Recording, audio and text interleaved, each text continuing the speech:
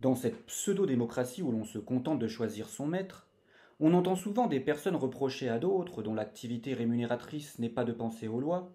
Celui-là ne fait pas ce qu'il prétend faire, mais fait de la politique. Ces mêmes personnes déclarent par exemple à l'égard d'une célébrité exprimant ses pensées sur ce qui ne va pas dans la société où elle est citoyenne: un tel ne fait pas de chansons, il fait de la politique. Cet autre ne fait pas de sketch comique, mais de la politique. Mais comment peut-on tenir de tels propos dans un pays qui se veut démocratique? Si des chanteurs ou des comédiens font de la politique, c'est-à-dire s'ils pensent sur la société et expriment ouvertement leurs pensées, par le biais de leurs œuvres ou non, eh bien il faut les en féliciter. Ils font leur devoir d'homme, de choses qui pensent. Comment peut-on reprocher à un être humain de faire de la politique au lieu de faire son métier? Cela me dépasse totalement. Dans cette démocratie représentative, les gens n'ont déjà pas le droit de légiférer, ce qui est signe d'une antidémocratie, mais en plus ils n'auraient pas celui de penser aux lois, aux maux de la société et d'exprimer leurs pensées à haute voix, et ce parce que ce n'est pas leur activité rémunératrice dans la société. Les boulangers devraient se contenter de faire du pain et de choisir leur maître, les infirmiers de faire des pansements, des prises de sang et de choisir leur maître, les clowns de faire rire et de choisir leur maître. Ainsi, personne n'aurait le droit de dire ce qu'il pense des lois faites par ce maître en question. Eh bien non, je ne suis pas d'accord, et je pense que non seulement le boulanger, l'infirmier et le clown peuvent, mais doivent dire ce qu'ils pensent des lois du pays dans lequel ils vivent. Et s'ils constatent ou même soupçonnent des abus de pouvoir, des magouilles ou simplement des injustices, eh bien qu'ils les dénoncent ou les remettent en question.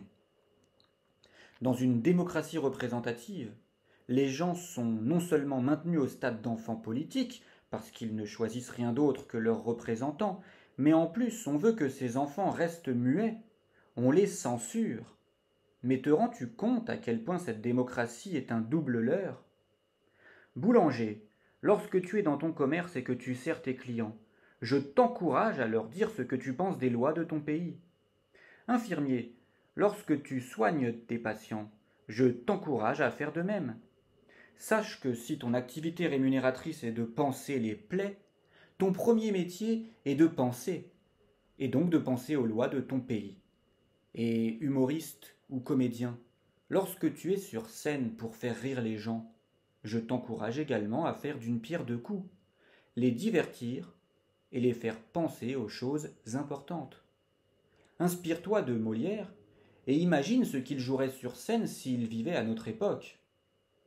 Rétorquez à ceux qui vous disent que vous ne faites pas votre métier, mais que vous faites de la politique, que vous faites non seulement d'une pierre deux coups, mais surtout que vous faites votre métier d'homme. Enfin quoi? Il y aurait des gens nés pour faire du pain, d'autres pour faire des pansements, et d'autres pour faire rire, mais sans jamais pouvoir penser aux lois du pays où ils sont nés et où ils donneront naissance à leurs enfants, sans jamais pouvoir s'exprimer publiquement sur ces lois et ceux qui les font. Et il y en aurait d'autres nés pour légiférer et dire aux premiers de se contenter de faire leur métier en restant muets devant les abus de pouvoir qu'ils constatent. Tout animal, à partir du moment où il est capable de se demander à quoi ressemblerait la société idéale, est un animal politique et doit par conséquent faire de la politique, c'est-à-dire penser aux lois, s'exprimer publiquement sur ces dernières et débattre avec les autres dans le but de les améliorer.